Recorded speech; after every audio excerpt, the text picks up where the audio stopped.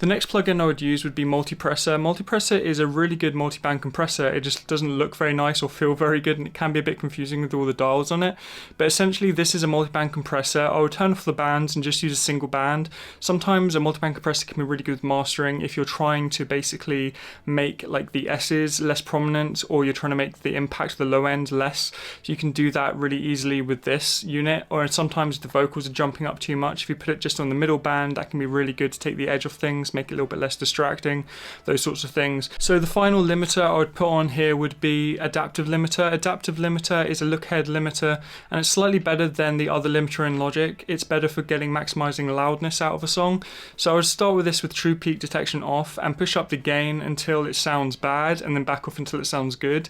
It doesn't really matter how much limiting you're doing as long as it sounds good to you, and each song is so different from each other that you could have 7 dB of reduction, or you could have 1 dB of reduction, and it could sound good or bad. It just depends on the song. So I would start with that, push that up, see if it sounds good on the song, push up as much as you can until it sounds bad, then back off it essentially. It does have a look ahead amount. I would start the look ahead amount really low just to start with, and then slowly increase it and see how it sounds. If you have look ahead much lower, it can cause more distortion, but it does sound overall a bit more natural to my ears.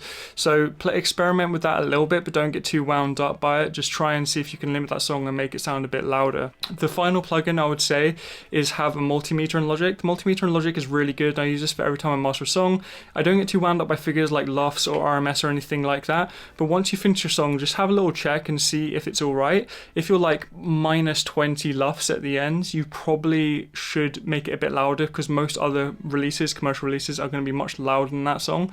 But if you're sitting anywhere between like minus 14 to like minus 3 LUFS, you're probably alright. But don't worry too much about it. A lot of places are going to have normalization turned on. As long as the record sounds good to you, you can have a dynamic mix, or you can have a very crushed, like super loud master, and it's fine. Like as long as it sounds good to you, you'll be alright. And then lastly, just leave a little bit of headroom at the end of your song. So put a little gain plugin on if you're not doing this already in the limiter, and just leave like 0.1 dB FS of headroom, and then export your song. So thanks for watching. This is just a basic mastering chain in Logic. I hope this helps. If you have any questions, do let me know and I'll try and answer them for you. Thank you.